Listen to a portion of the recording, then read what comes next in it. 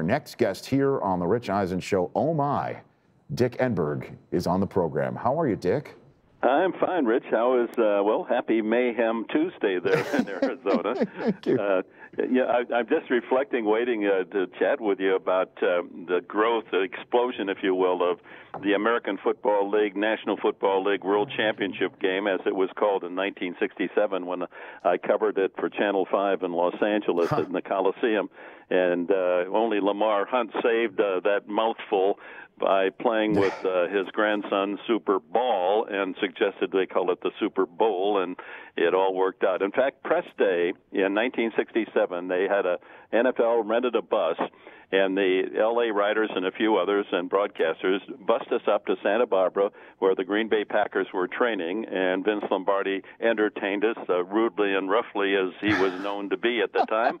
And that was press day for the Super Bowl. And for $12, you could sit at the 50-yard line.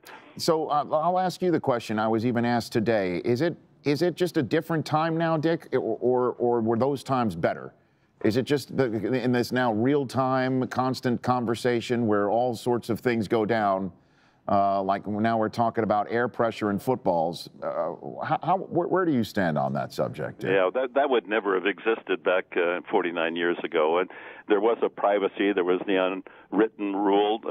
Writers and broadcasters saw coaches and players away from the game and how their behavior may have come up or down, and we just protected that and respected it, and it wasn't there was no need to report it. Today, as my wife tells our children, you can't get away with anything, so don't even try.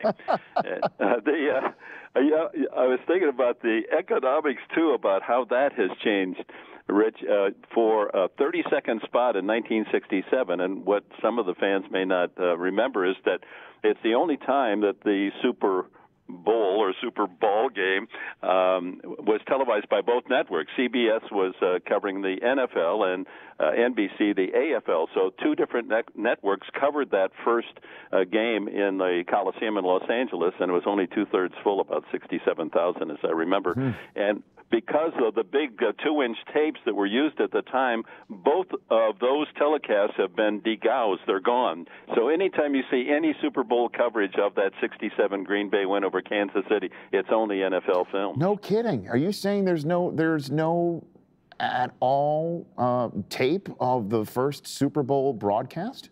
None at all. CBS had Ray Scott and Paul Chrisman and no, wait, I'm sorry. It was Kurt Gowdy, Paul Chrisman, and Charlie Jones did the NBC. They had been the AFL announcers, and Pat Summerall was on the CBS side.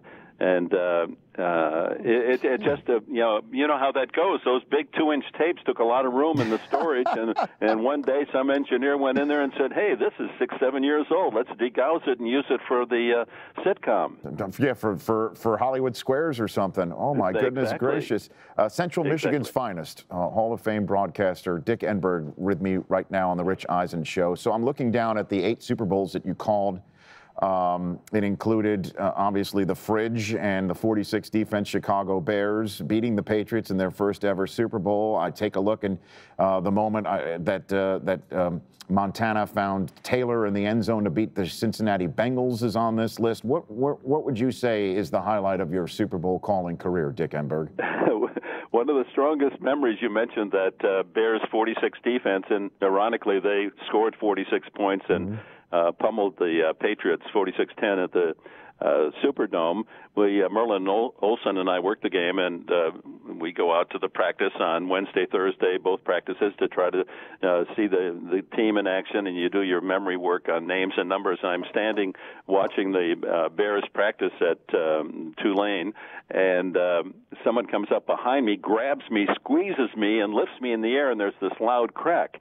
And I turn around, and it's Walter Payton, and he says, hey, Enberg, I just leveled out your back. I straightened you out. I said, no, Walter, you just broke my glasses.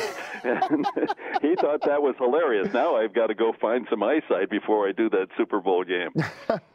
and Al Michaels calling his 9th Super Bowl. He was on Dan Patrick's show today. He's coming on our show on Friday, and he was recalling before going over to Dan to chat with him today about how he took over for you at UCLA basketball back in the day when John Wooden was winning 77 games in a row, and then you handed off the winning streak to him, and eventually was snapped that season. And Al is now calling his 9th Super Bowl. I'd love for you to just speak about Al and his place that you believe in broadcasting. Well, he's one of the all-time superstars. There's no question about that. I mean, if you climb the ladder of the top professionals in our business, Al Michaels is right there. I mean, he's in the argument as to the best ever in all sports. I mean, his variety and his skill and his preparation, and he's still got his fastball, and he's great to listen to. He understands the game. He understands the audience. He knows when not to talk. He knows how to set up his partner, all the things that go into the chemistry of a great telecast.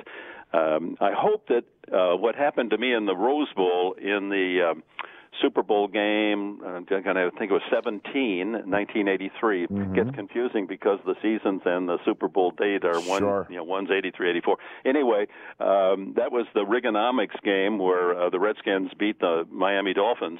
Merlin and I, as we started the telecast, it's required, and it still will happen to Al this year, you introduce the starting lineups not only for the audience there in Arizona, but for the entire television audience, which I did.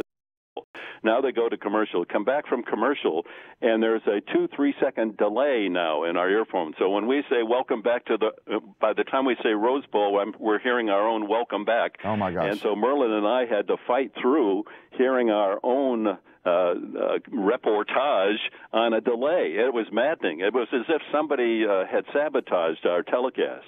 So we went through the whole first 7-8 minutes before the first commercial fighting this delay, and they couldn't fix it until almost the end of the first quarter. Gosh. Those were the days of the old dishes in the backyard, and some writer in western Texas said, if you think Enberg's vanilla, you should have heard what he did when chastising the producer and director in that second commercial break. Man. But you know what happened out of that?